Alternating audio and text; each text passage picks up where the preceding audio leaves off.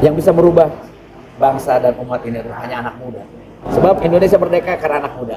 Jangan sia-siakan waktu usia muda.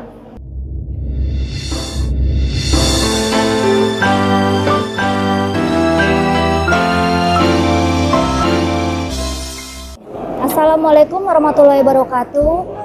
Buat Sobat The Peter semua, kita kembali lagi bersama yang luar biasa, Masya Allah. Belum pernah sih terbayang sebelumnya, Bang Miing.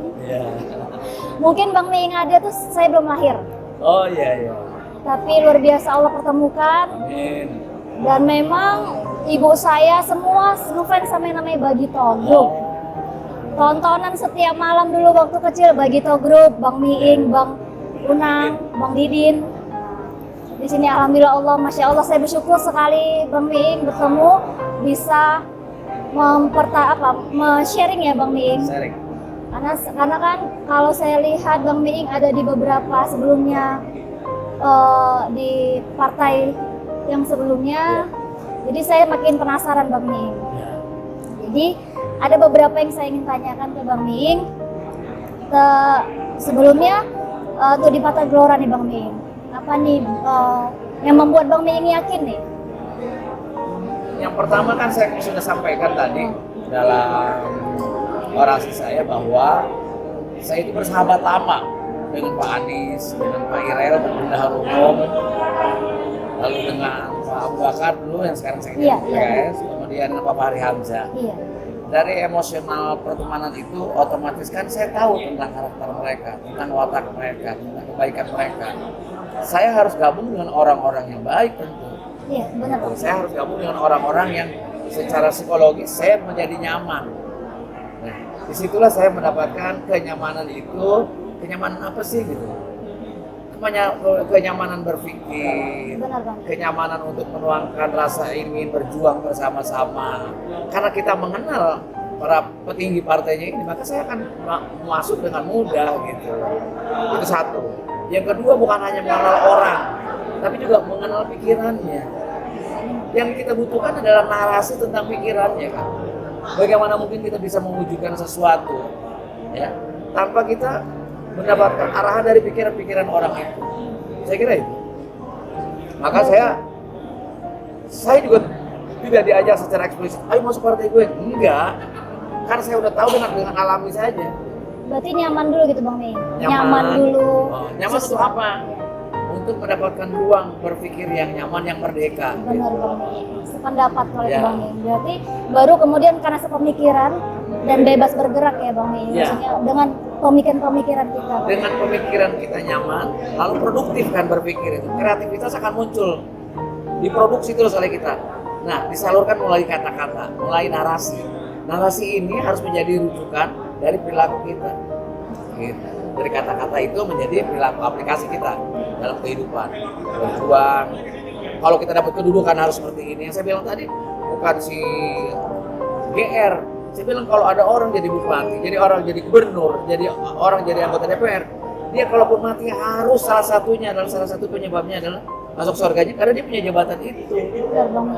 Itu loh. Tapi kan yang ada sekarang banyak kan masuk penjara. Dipanggil tadi tuh Bang Miing. Hah? Dipanggil. Iya. Kita suka dengan nama panggilan kita kan Bang Miing. Kecuali Bang Miing sampai tadi kalau dipanggil dengan KPK. Ya, itu yang saya nggak suka. Karena nggak ada urusan. Iya betul. Jadi Bang Miing, selanjutnya kalau untuk visi misi nih, Bang. Visi misi apa yang akan Abang bawa nih? Secara umum kalau visi misi saya cuma 2 kok.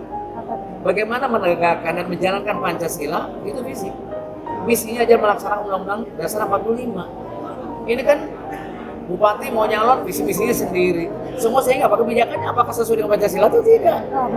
Gitu dong, ya kan? Partai juga demikian. Partai itu aja Pancasila, maka itulah visi partai harusnya. Itu dong.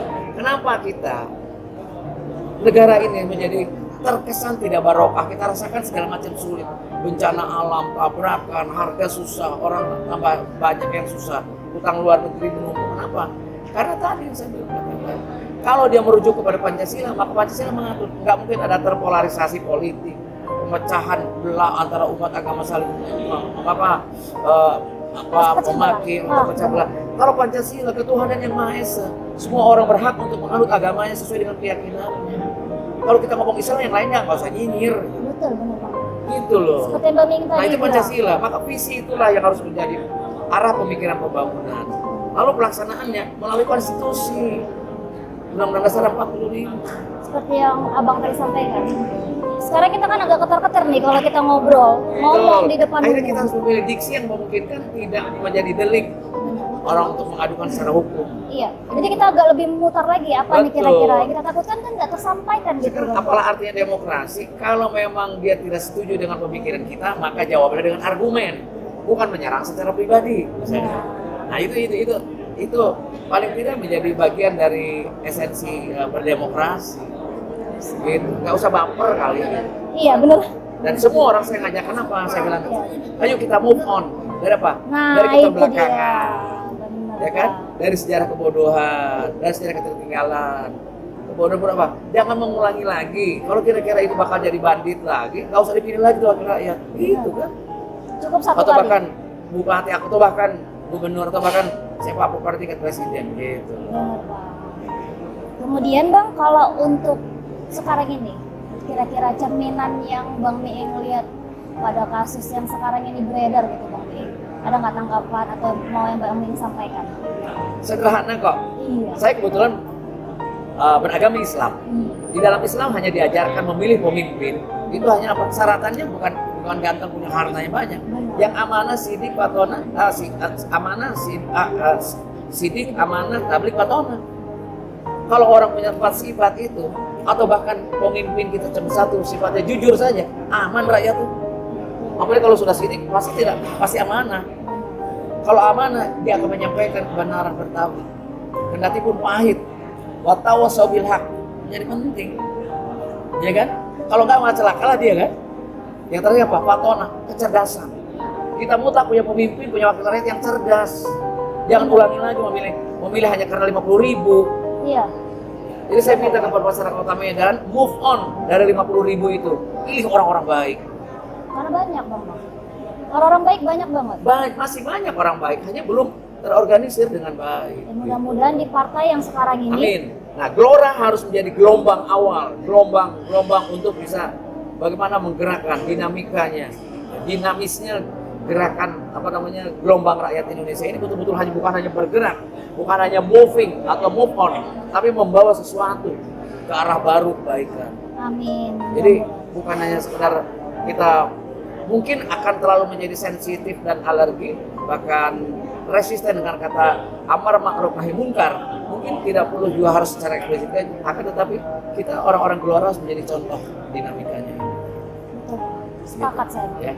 Mudah-mudahan bisa terrealisasi ya Bang. Dan saya ingin teman-teman atau sahabat-sahabat Gelora di Kota Medan ini menjadi role model, menjadi potret-potret atau pilot project dari orang-orang yang punya keinginan, punya kesadaran. Kalau orang-orang sekolah bilang ada awareness gitu, ada sebuah kesadaran. Oh, kita sudah banyak menyimpang dari Pancasila dan Undang-Undang Dasar 45, maka kembalikan ke tengah-tengahnya. Itulah arah baru Indonesia. Benar Bang. Ya. Jadi oke Bang. Selanjutnya nanti kita bisa bicara lagi. Mudah-mudahan bisa ketemu lagi di lain hari. Terima Kapan-kapan kasih. buat sahabat-sahabat Gelora, kita kalau saya di Jakarta kita zoom aja, kita ngobrol. Boleh Ya, Bang. sekarang kan era digital, dan Boleh. zoom aja. Boleh, Setiap saat Bang. saya terbuka. Kita kebetulan baru juga Bang di media. Namanya kita The Beaker Corporation. The Beaker, The Beaker. The Beaker. Oke. The Beaker Corporation Bang. Ya. Mudah-mudahan bisa lebih mengudara, Amin, amin. bisa lebih mengedukasi. Ya. Mohon doanya juga dari Abang, Ya. sehat juga buat Abang dan keluarga. Terima kasih waktunya. Pesan saya buat The Beaker Communication Media Corporation. Media Corporation, Iya. yang bisa merubah bangsa dan umat ini adalah hanya anak muda. Iya, benar sekali Bang. Anak muda. Sebab Indonesia merdeka karena anak muda. Untuk Benar. itu jangan sia-siakan waktu usia muda. Ya, saya pernah muda loh. Jangan-jangan kalian belum tentu bisa sampai seusia saya. Nah, itu penting ya. Untuk sahabat Gelora dan anak muda Medan, jangan lupa tonton Beaker Media, Media Corporation. Corporation. Dan jangan lupa Bang, Ya. kita punya kafe juga boleh nongkrong di Dapur Bumbu Ireng Rafatha. Oke. The Beer Jangan lupa Coffee. nongkrong di mana? The Beer Coffee. The Beer Coffee. Karena bebeknya enak, Waduh. kopinya juga enak. Wah. Bagaimana kita bayangkan makan bebek sambil kopi? Terima kasih buat semuanya. Sehat-sehat ya Bang. Amin, amin, amin. Salam Bang. Terima kasih.